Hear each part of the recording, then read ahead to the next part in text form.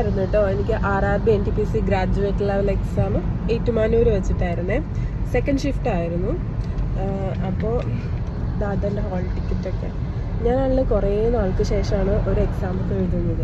Last ഞാൻ 2018 RRB എഴുതുന്നത്. അതിലാണ് എനിക്ക് റെയിൽവേയിൽ ജോലി കിട്ടുന്നതും ഞാനിപ്പോൾ അസിസ്റ്റൻ്റ് ലോക്കോ പൈലറ്റായിട്ട് വർക്ക് ചെയ്യുന്നതും.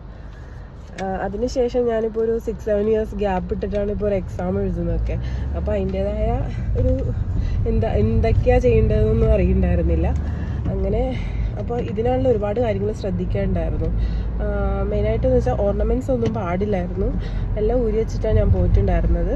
പിന്നെ ഡ്രസ്സിൽ ബീഡ് വർക്കൊന്നും പാടില്ല, മെറ്റാലിക് വർക്ക്സ് ഒന്നും പാടില്ല. അവർ അതൊക്കെ ടേപ്പ് വെച്ചിട്ട് ഹൈഡ് ചെയ്യുക ചെയ്യുന്നത്. പിന്നെ നമ്മൾ പേനയൊന്നും കൊണ്ടുപോകണ്ട, അതൊക്കെ അവിടെ നിന്ന് തന്നെ തരുന്നുണ്ട്.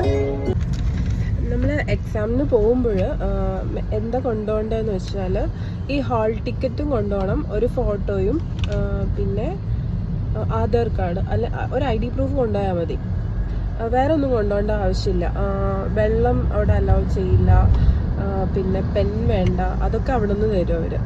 അപ്പോൾ നമ്മൾ ഇത്രമാത്രം കൊണ്ടുപോയാൽ മതി. പിന്നെ എക്സാം വലിയ കുഴപ്പമൊന്നുമില്ല. കുറച്ച് പ്രിപ്പയർ ചെയ്യുന്നവർക്ക് കയറിക്കൂടാൻ പറ്റുമെന്നാണ് എൻ്റെ ഒരു വിശ്വാസം. പിന്നെ ഞാൻ കുറേ വർഷം എടുത്ത് ഇപ്പോൾ എഴുതിയതാണ്. ഞാൻ ഇത്ര പ്രിപ്പയർ ഒന്നും ചെയ്തിട്ടില്ല. അപ്പോൾ അതിൻ്റേതായ ബുദ്ധിമുട്ടുണ്ടായിരുന്നു. ബുദ്ധിമുട്ടല്ല, എനിക്ക് ടെൻഷനൊന്നും ഉണ്ടായിരുന്നില്ല. ചെരുപ്പടക്കം നമ്മൾ പുറത്തിട്ടിട്ട് വേണം അതിൻ്റെ അകത്തോട്ട് എക്സാം സെൻറ്ററിലോട്ട് കയറാനായിട്ട്. അപ്പോൾ ഇതെല്ലാം ഒന്ന് ശ്രദ്ധിച്ചാൽ മതി.